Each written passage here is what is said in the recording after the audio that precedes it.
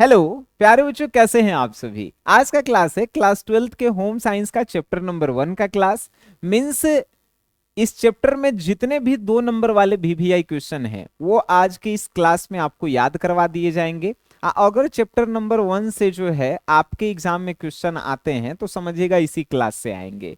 ठीक है, तो जितने भी क्वेश्चन करवाएंगे ध्यान से सुनिएगा, क्योंकि क्लास में ही हम आपको याद करवा देंगे, रटना नहीं आपको पड़ेगा। ठीक है, इस चैप्टर का नाम क्या है प्यारे बच्चों? तो छोटे बच्चों की देखभाल, यानी 3 बरस से नीचे तक के बच्चे का जो है देखभाल कैसे किया जाता है, उसको क्या चीज की जरूरत होती है, आज के इस चैप्टर में हम लोग पढ़ेंगे और पूरा के पूरा दिमाग में हम लोग जो है रख लेंगे। इस सब्जेक्ट का नाम ही है गृह विज्ञान, होम साइंस, मतलब घर से रिलेटेड पढ़ना है। ठीक है, चलिए। तो प्यारे बच्चों, आज का पहला क्वेश्चन है कि गर्भवती माता क्या है, बताइए। तो गर्भवती माता, जब बच्चा महिला के गर्भ में रहता है तो उसे गर्भवती माता कहते हैं। बात सिंपल। जब एक महिला के पेट में बच्चा जो है रह जाता है तो उसे हमनी के गर्भवती माता कहते हैं।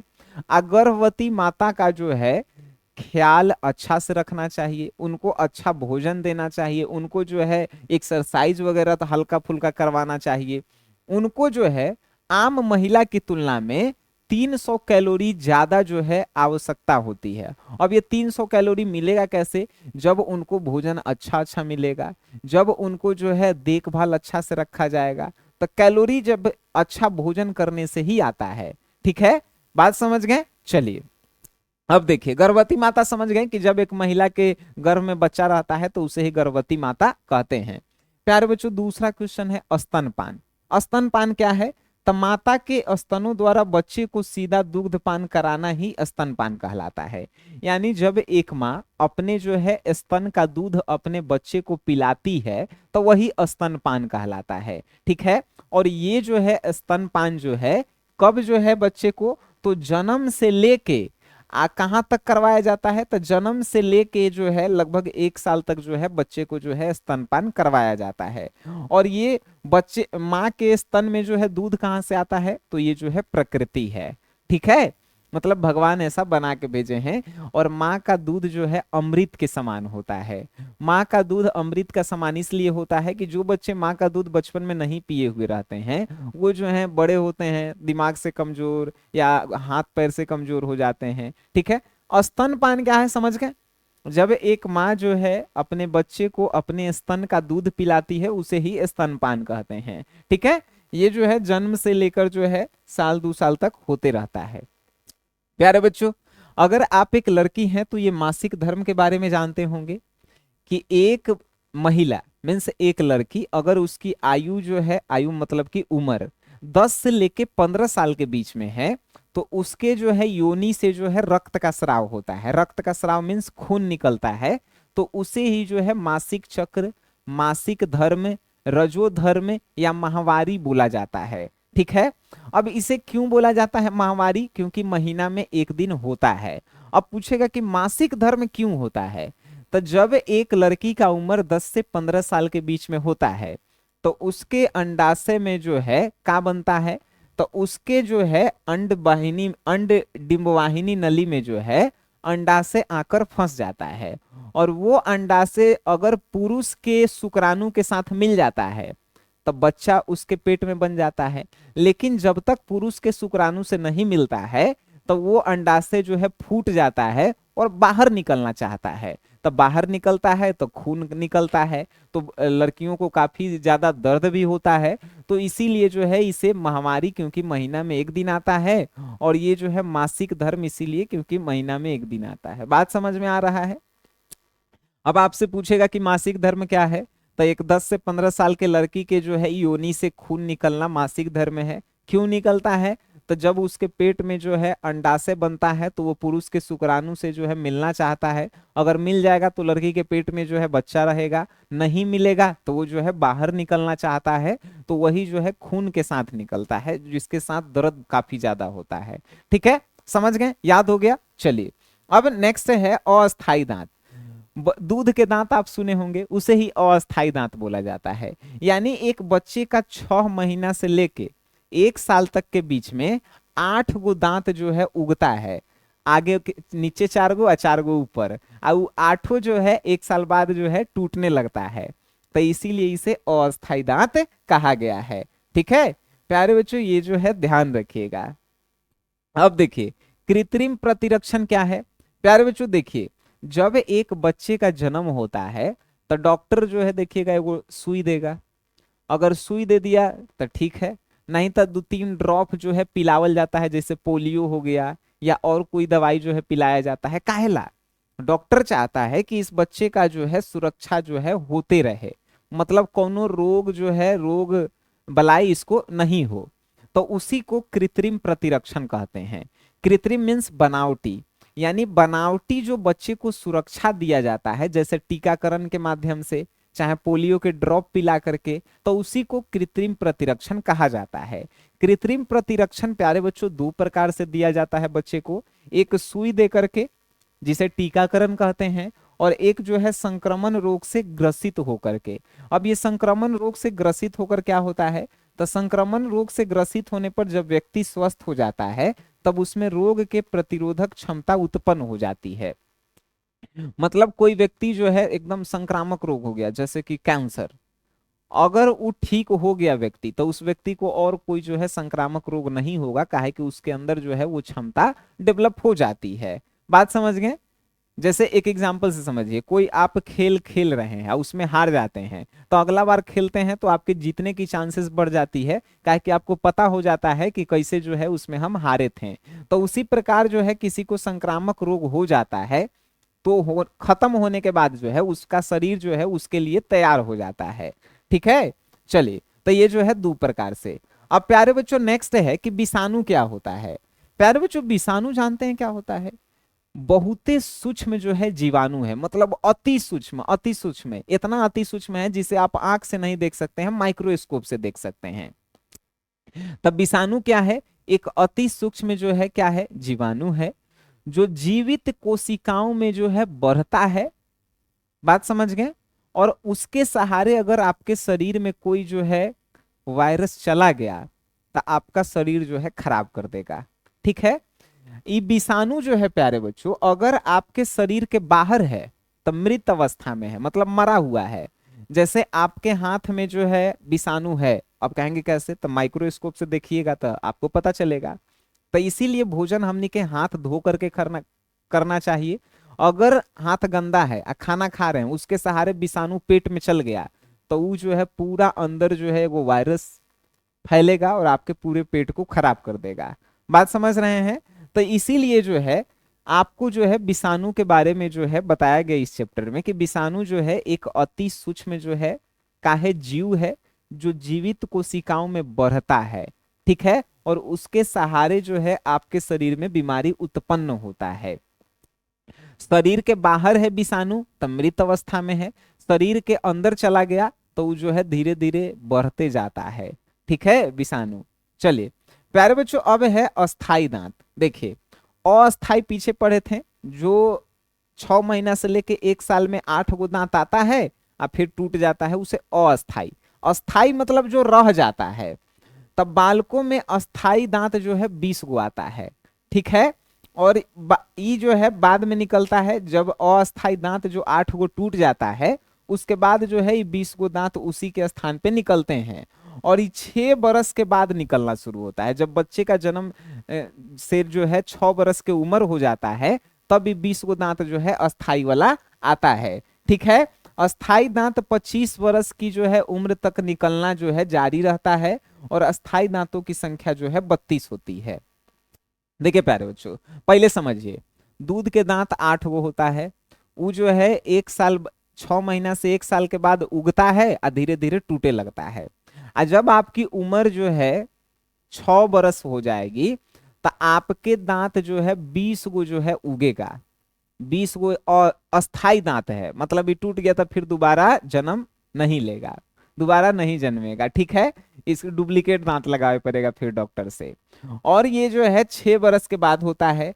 अब 20 गो हो गया, और इसके बाद जो है जब आप किशोरावस्था मतलब 15-16 साल पार कर जाते हैं तब फिर जो है और दांत आता है धीरे धीरे, और टोटल मिला के जो है अस्थाई दांत जो है आपके पास 32 गो होता है। ठीक है, 16 गो ऊपर 16 गो नीचे, ये होता है नु जी। चलिए, डिंब वाहिनी नली क्या है प्यारे बच्चों? देखिए, डिंब वाहिनी नली महिलाओं के गर्भाशय के दोनों ओर अंडाशय होता है। महिलाएं के जो गर्भाशय होती है उनके दोनों ओर अंडाशय होता है। गर्भाशय और अंडाशय को मिलाने वाली दो पतली ट्यूब नाल को ही डिंब वाहिनी नली कहते हैं, जो अंडों को अंडाशय से गर्भाशय तक ले जाती है। अब देखिए, महिला के शरीर में जो है, जो डिंब वाहिनी नली है वो क्या करता है, तो अंडाशय को जो है पेट तक ले जाता है, मतलब कि गर्भ तक ले जाता है, तब जो है एक बच्चे का जो है जन्म होता है। जैसे आपके जो है जैसे हम लोगों के जो है माता पिता भी जो है आपस में जो है संभोग किए होंगे, तभी जो है हम लोगों का जन्म हुआ है।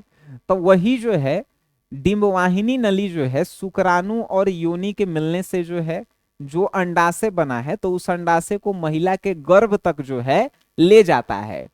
बात समझ गए? डिंबवाहिनी का होता है तो गर्भाशय के दोनों तरफ जो है नली होती है, जो अंडाशय को गर्भ तक ले जाती है, तब एक माता के शरीर में एक बच्चे का जन्म होता है। ठीक है, चलिए, निर्जलीकरण क्या होता है? तो निर्जलीकरण शरीर की वह स्थिति है जब आवश्यक जल की मात्रा शरीर में कम हो जाती है, और वह जो है स्थिति उस समय उत्पन्न हो जाती है जब शरीर से अधिक जल की हानि हो जाती है, जैसे उल्टी, दस्त, लूज मोशन आदि होने पर। निर्जलीकरण समझिए, निर्जलीकरण मतलब आपके शरीर में पानी का कम होना। ठीक है, निर्जलीकरण किसे कहते हैं? तो अगर आपके शरीर में पानी की मात्रा कम हो गई है तो उसे हमने के निर्जलीकरण कहेंगे। निर्जलीकरण कब होता है? जब लूज मोशन यानी पेट आपका झड़ने लगता है, जब आपको बार बार उल्टी आने लगता है। ठीक है, तो इससे जो है शरीर में पानी की कमी होती है। अब देखिए, चेचक क्या है? चेचक प्यारे बच्चों, चेचक वायु के माध्यम से होने वाला एक रोग है। चेचक बिरियोवा वायरस के कारण होता है, और चेचक टीका का इलाज इसका बचाव रोकथाम करता है। अब समझिए चेचक क्या होता है। चेचक अगर आपको हो जाएगा तो आपके जो है शरीर पे जो है दाना दाना निकल जाएगा। ठीक है, तो चेचक से कैसे होता है? तो ये जो है वायु हवा के माध्यम से होता है। ठीक है, और एक जो है वायरस है जिसका नाम है बिरियोला वायरस। ये वायरस जो है अगर आपके जो है शरीर में घुस जाता है हवा के माध्यम से, और आपके शरीर में चेचक हो जाता है, तो चेचक से बचने के लिए जो है क्या होता है, तो एगो सुई दिया जाता है, टीकाकरण होता है। ठीक है, तो उससे जो है आपका बचाव हो जाता है।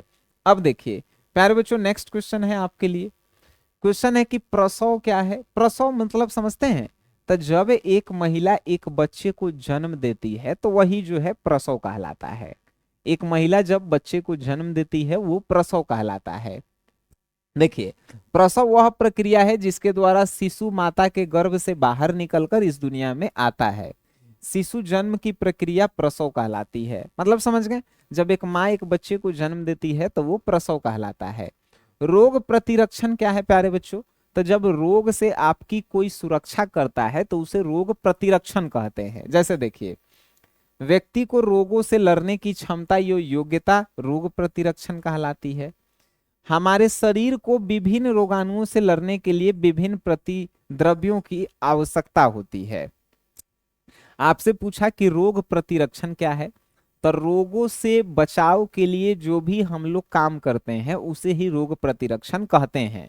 अब रोग प्रतिरक्षण के क्या क्या उपाय हैं, तो आप जो है यहाँ पे लिख सकते हैं। देखिए, हमारे शरीर को विभिन्न विभिन्न भिन्न भिन्न रोगाणुओं, मतलब कि अलग अलग रोगों से लड़ने के लिए जो है अलग अलग जो है पदार्थ का हम लोगों को सेवन करना पड़ता है, मतलब अलग अलग चीज हमको खाना पड़ता है।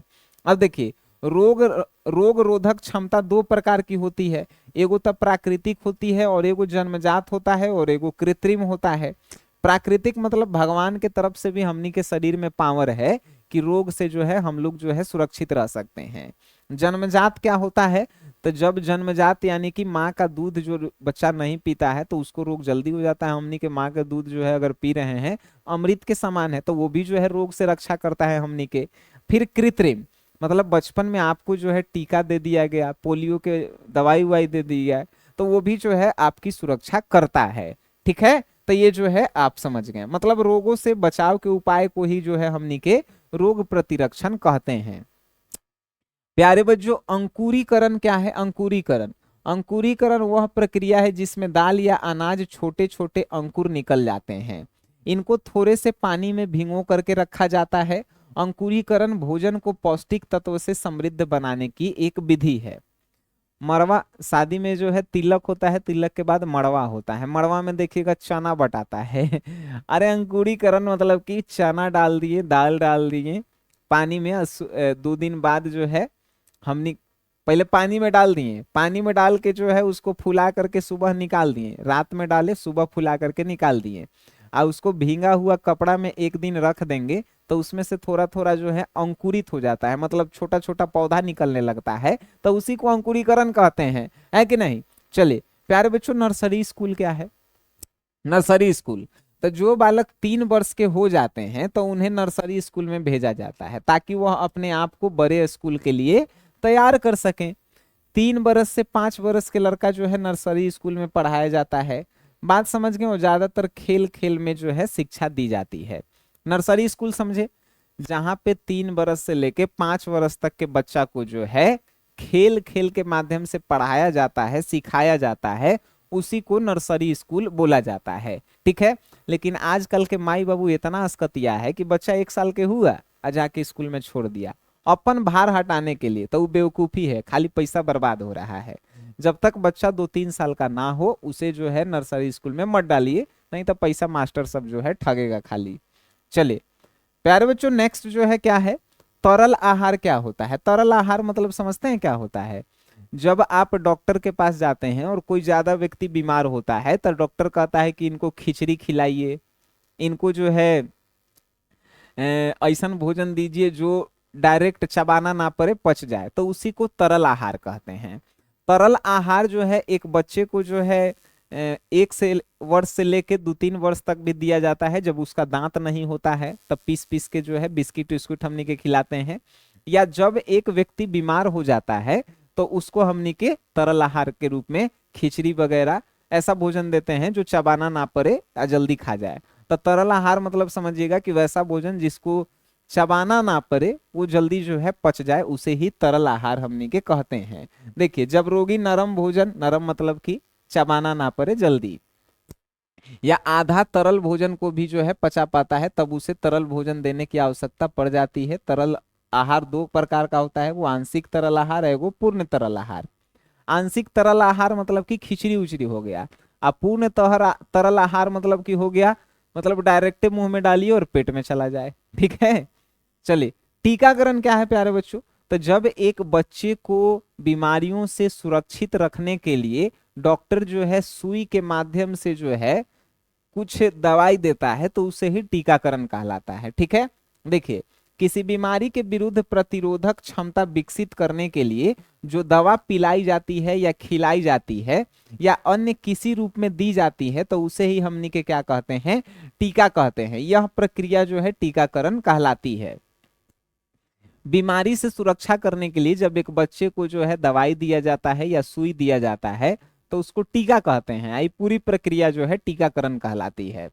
प्यारे बच्चों, अगर आपको समझ में आ रहा है और याद हो रहा है तो होम साइंस के अलावा और भी आपके सब्जेक्ट होंगे, जैसे सोशोलॉजी, इकोनॉमिक्स होंगे, या जो होंगे साइकोलॉजी होंगे, हिस्ट्री होंगे, पॉलिटिकल साइंस, उसके बाद home political science, history, geography, कोई भी सब्जेक्ट होंगे, तो आप जो है SGS क्लासेस ऐप डाउनलोड कीजिए और वहां से जो है यहां से जो है आप आर्ट्स के जो है क्रैश कोर्स खरीद लीजिए। कितना का मिलेगा? 249 रुपया के, 249 रुपया का मिलेगा। और इसमें जो है आपको जो है VVI 2 नंबर वाला क्वेश्चन, VVI 5 नंबर वाला question, VVI chapter wise objective, test series, recorded video, सब कुछ आपको मिल जाएगा। ठीक है, तो ये जो है आपके लिए जरूरी है।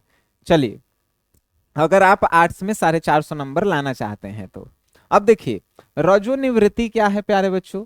तो स्त्रियों में 40 वर्ष के बाद इस अवस्था में स्तन के उत्तक जो है ढीले हो जाते हैं और डिंब ग्रंथियों में जो है जराकालीन परिवर्तन आ जाता है, वह छोटा हो जाता है, उससे रक्तस्राव होना बंद हो जाता है, उसे रजोनिवृत्ति कहते हैं। देखिए, जब एक महिला का उम्र जो है 40 साल के हो जाता है तो उसका स्तन जो है क्या होता है, छोटा हो जाता है। स्तन छोटा हो जाता है और उसका जो है डिंब वाहिनी भी जो है छोटा हो जाता है और उससे खून आना बंद हो जाता है, तो उसे ही हमनी के कहते हैं रजोनिवृत्ति। ठीक है, चलिए अब जो है प्यारे बच्चों नेक्स्ट क्वेश्चन है कि प्रतिभाशाली बालक क्या है। देखिए प्रतिभाशाली बालक उसे कहते हैं जो कम उम्र में ज्यादा तेज होता है। मतलब कोई कोई बच्चा के आप सुने होंगे कि भाई उम्र 10 साल के है लेकिन बात करता है बूढ़वा लेखा, तो उसे जो है प्रतिभाशाली बालक कहते हैं, जिसका दिमाग जो है उम्र से काफी ज्यादा तेज होता है। मतलब उम्र कम और दिमाग ज्यादा तेज, उसे हमने के प्रतिभाशाली बालक कहते हैं। ठीक है प्यारे बच्चों, कोलेस्ट्रॉम क्या होता है? तो माँ के दूध का जो है, माँ के दूध में जो है कोलेस्ट्रॉम होता है। अब जो शिशु के लिए अमृत के समान होता है और यह शिशु को जो है विभिन्न रोगों से क्या करता है, सुरक्षा प्रदान करता है। कोलेस्ट्रॉम में जो है इम्यूनोग्लोब्यूलिनस की मात्रा दूध की अपेक्षा अधिक होती है, जो शिशु को विभिन्न सूक्ष्म जीवाणु विषाणुओं के संक्रमण से जो है बचाता है तथा रोगों से रक्षा करता है। प्यारे बच्चों आपसे पूछा कि कोलेस्ट्रॉम क्या है, तो कोलेस्ट्रॉम जो है माँ के दूध में पाया जाने वाला एक प्रकार का जो है रोग प्रतिरक्षी जो है दवाई है, जो क्या करता है तो बच्चे को जो है अनेक रोगों से जो है बचाने का काम करता है। ठीक है, चलिए अब देखिए प्यारे बच्चों नेक्स्ट क्वेश्चन क्या है, तो समेकित बाल विकास क्या है। अब देखिए समेकित बाल विकास क्या है, तो समेकित बाल विकास योजना जो है 2 अक्टूबर 1975 में जो है शुरू की गई थी और यह योजना भारत सरकार के द्वारा मानव संसाधन विभाग द्वारा जो है महिला एवं बाल विकास के द्वारा चलाई जा रही थी। वर्तमान समय में जो है 2761 स्वीकृत ICDS परियोजनाएं हैं जिनसे लाखों माताएं एवं बच्चे जो हैं लाभ उठा रहे हैं। अब देखिए ये क्या है, आपसे पूछा प्यारे बच्चों क्वेश्चन कि समेकित बाल विकास योजना क्या है।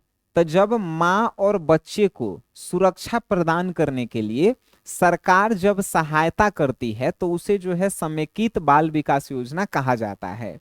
देखिएगा सरकारी जो हॉस्पिटल में जब एक माँ जो है एक बच्चे को जन्म देती है तो उसे कुछ पैसा वगैरह मिलता है, तो वही है समेकित बाल विकास योजना। और इसकी शुरुआत कब हुई, तो 2 अक्टूबर 1975 को। ठीक है, चलिए प्यारे बच्चों क्वेश्चन है कि जीवन रक्षक घोल क्या है। जीवन रक्षक घोल क्या है और इसे कब जो है प्रयोग करते हैं। प्यारे बच्चों आप सुने होंगे ORS के घोल आता है, ORS के घोल सुने हैं। जब एक व्यक्ति के शरीर में जो है पानी की कमी हो जाता है तो ORS के घोल को जो है पानी में घोलिए और उसको जो है दिन भर में 2-3 बार पिलाइए, उसका जो है पानी चढ़ाने का जरूरत नहीं पड़ेगा और उसके शरीर में जो है पानी की मात्राएं जो है बनी रहेगी। अब देखिए जीवन रक्षक घोल क्या है, तो जब एक मनुष्य के शरीर में पानी की मात्रा कम हो जाती है तो ORS नामक एक जो है पाउडर पानी में घोल के पिलाया जाता है, जिसे जीवन रक्षक घोल कहा जाता है। इसे कब प्रयोग करते हैं, तो जब एक मनुष्य के शरीर में पानी की मात्रा कम हो जाती है, ध्यान रखिएगा। ठीक है, हार्मोन्स प्यारे बच्चों क्या होता है, तो अंतःस्रावी ग्रंथि से स्रावित होने वाले पदार्थ को हमने के क्या कहते हैं, हार्मोन्स कहते हैं। यह हमारे शरीर की विभिन्न गतिविधियों को जो है नियंत्रित करती है। मतलब देखिए अगर शरीर के अंदर वाले भाग से जो है आपका जो है क्या निकल रहा है, तो आपका जो है अंतःस्रावी ग्रंथि से स्रावित होने वाले पदार्थ को शरीर के अंदर वाले भाग से जो है कोई बेकार चीज अगर निकल रहा है तो समझिएगा कि वो जो है हार्मोन्स निकल रहा है। जैसे लड़कियों के शरीर से जो है रक्त का स्राव होना, लड़कों के शरीर से जो है नाइट फ्लू का नाम सुने होंगे, तो वो जो है होना, तो वो जो है हार्मोन से ही जो है निकलता है। ठीक है, चलिए अब देखिए क्वेश्चन है कि दैनिक सफाई। प्यारे बच्चों दैनिक सफाई क्या होता है, दैनिक सफाई जिसे आप दिन भर करते रहते हैं, मतलब घर के सफाई, घर के सफाई, झाड़ू पोछा लगाना, फर्श की धुलाई पोछा लगाना, उसके बाद जो है फर्श झाड़ना, फर्नीचर को पोछना। दैनिक मतलब कि घर में जो आप साफ सफाई के काम करते हैं, झाड़ू लगाना, उसके बाद जो है झाड़ू लगाना तो हो गया, पोछा लगाना, उसके बाद जो है फर्नीचर वगैरह को, टेबल को पोंछना, ये सब जो है दैनिक सफाई है। प्यारे बच्चों क्वेश्चन है कि रोग प्रतिरोधक क्षमता क्या है। रोग प्रतिरोधक क्षमता जो है एक ऐसी क्षमता है जो मनुष्य के शरीर में अन्य रोगों को आने से रोकता है। ठीक है। अभी रोग प्रतिरोधक क्षमता दो प्रकार के होता है, प्राकृतिक और कृत्रिम। प्राकृतिक रूप से क्या होता है, तो श्वेत रक्ताणु जैसे कि एंटीटॉक्सिन का निर्माण हमारे शरीर में होता है, जैसे कि माता के दूध, उसके बाद त्वचा, नाक की बाल, अंगों की श्लेष्मा से प्रतिरक्षण। जैसे कि ये रोग प्रतिरोधक क्षमता मतलब समझ गए, जो हम लोगों को अन्य बीमारियां होने से जो है बचाता है, उसे रोग प्रतिरोधक क्षमता कहते हैं। ये दो प्रकार से होता है। पहला प्राकृतिक। प्राकृतिक का होता है, तो अगर हमनी के माँ के दूध बचपन में पिए हुए हैं तो वो रोग से बचाएगा। हमनी के जो है कान में बाल होना, नाक में बाल होना, ये सब भी जो है रोग से बचाता है। अगर नाक में बाल नहीं होगा तो डायरेक्ट आप जो है वायरस वाला जो है लेंगे ऑक्सीजन और आप खत्म हो जाएंगे। ठीक है। त्वचा भी जो है रोगों से बचाता है। अगर मान के चलिए त्वचा नहीं रहता तो डायरेक्ट जो है आपके जो है मांस में जो है घुस जाता जीवाणु। कृत्रिम प्रतिरक्षा क्या है प्यारे बच्चों, कृत्रिम प्रतिरक्षा क्या होता है, तो टीकाकरण, मतलब सुई वगैरह या दवाई वगैरह हम लोग लेते हैं तो वो जो है कृत्रिम प्रतिरक्षा होता है। जैसे कोरोना आया था तो हमने के सुई वगैरह लिए थे तो वो कृत्रिम है। ठीक है। कृत्रिम मीन्स बनावटी है। चलिए ये हो गया। अब जो है प्यारे बच्चों नेक्स्ट है कि पीयूष ग्रंथि क्या होता है।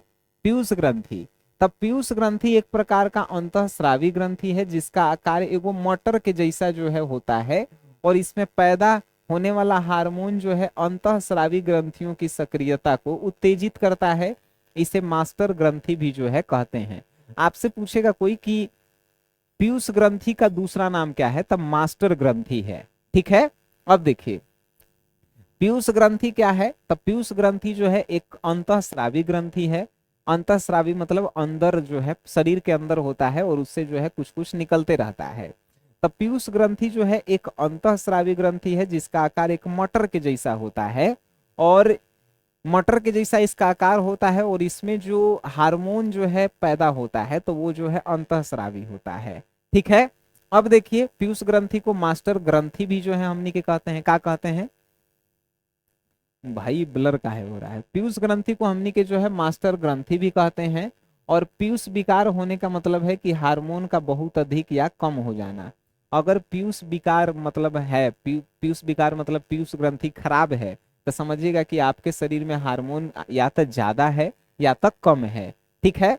अब देखिए बीसीजी का टीका आप सुने होंगे, बीसीजी का टीका। ये बीसीजी का होता है, तो बीसीजी का पूरा नाम है बैसिलस कामेटग्यूरिन। ठीक है। अब बीसीजी का जो है टीका तपेदिक, तपेदिक मतलब जो है क्या होता है, तो ज्यादा जो है आपका जो है शरीर का टेम्परेचर हाई हो जाए, मतलब बुखार ज्यादा हो जाए, अथवा क्षय रोग, क्षय रोग मतलब टीबी, तो इन दोनों के जो है निवारण के लिए बीसीजी का टीका लगता है। नवजात शिशुओं को जन्म के तत्काल बाद से जो है 1 माह तक बीसीजी की जो है टीका लगाया जाता है। अगर आपके गांव में जो है आंगनबाड़ी होगा तो उसमें जो है बच्चे को जो है आंगनबाड़ी में टीका लगाया जाता है, वो बीसीजी का टीका ही रहता है। बीसीजी का टीका क्यों लगता है, टीबी रोग से बचाव के लिए, और तपेदिक मीन्स आपके शरीर का टेम्परेचर ज्यादा ना बने, इसके लिए जो है वो बीसीजी का टीका जो है लगाया जाता है। ठीक है प्यारे बच्चों, नेक्स्ट क्वेश्चन है आपके लिए। क्वेश्चन है कि प्रजनन अंग क्या है। ये प्रजनन अंग क्या है, तब प्रजनन अंग का कार्य संतानों प्राप्ति का है। जीव का निर्माण में नर और मादा जो है दोनों जो है बराबर योगदान रहता है, किंतु गर्भ धारण करने तथा शिशु को जन्म देने का कार्य जो है मादा की ही होती है। संभोग क्रिया से स्त्री और पुरुष के उत्पादक कोष एक दूसरे के समीप पहुंचकर मिल जाते हैं, जिससे गर्भ की स्थापना होती है। नर में अंडर ग्रंथि, शुक्राशय और श्रीन गर्भ को उत्पन्न करने वाले अंग है। स्त्री में इन्हीं के समान अंग डिंब ग्रंथि, डिंबवाही नलिका और गर्भाशय है। योनि भी प्रजनन अंग का हिस्सा है। देखिए प्यारे बच्चों, प्रजनन अंग क्या है, तो एक पुरुष का योनि और एक महिला का योनि और एक पुरुष का शुक्राणु, ये दोनों जब आपस में संभोग करते हैं तब जाके जो है प्रजनन अंग जो है महिला के शरीर में का होता है, उत्तेजित होता है, और महिला के गर्भ में जो है एक बच्चे का जो है का निर्माण होता है। और यही महिला जो है 9 महीने बाद जो है अपने शरीर के माध्यम से एक बच्चे को जो है जन्म देती है। लेकिन ध्यान रखिएगा, अगर जो है बच्चा हो रहा है तो उसमें महिला और पुरुष दोनों का जो है बराबर का योगदान है। भले महिला अपने शरीर से बच्चे का जन्म कर रही है, लेकिन पुरुष का भी उतना ही उसमें योगदान है। तब पूछा है कि प्रजनन अंग क्या है, तब प्रजनन अंग जिनसे मिलने पर जो है एक बच्चे का जन्म होता है। जैसे पुरुष का शुक्राणु और महिला का योनि जब आपस में मिलता है तो अंडाशय का निर्माण होता है, और वही अंडाशय गर्भ में जो है एक बच्चा बनता है। तब जाके जो है एक बच्चे का जो है 9 महीना बाद जन्म होता है। ठीक है, चलिए। तो ये जो है चैप्टर 1 में जो है 27 को क्वेश्चन था, सब 2 नंबर वाला क्वेश्चन है, और सब के सब जो है आपके लिए इंपॉर्टेंट है। अगर आपका और भी कोई सब्जेक्ट है तो हमने बोला SGS क्लासेस आप ऐप डाउनलोड कर लीजिए, और आर्ट्स के सभी सब्जेक्ट का जो है यहाँ पे आपको वीडियो लेक्चर PDF जो है मिल जाएंगे, जिससे आपके जो है सारे दुख दर्द जो है दूर हो जाएंगे।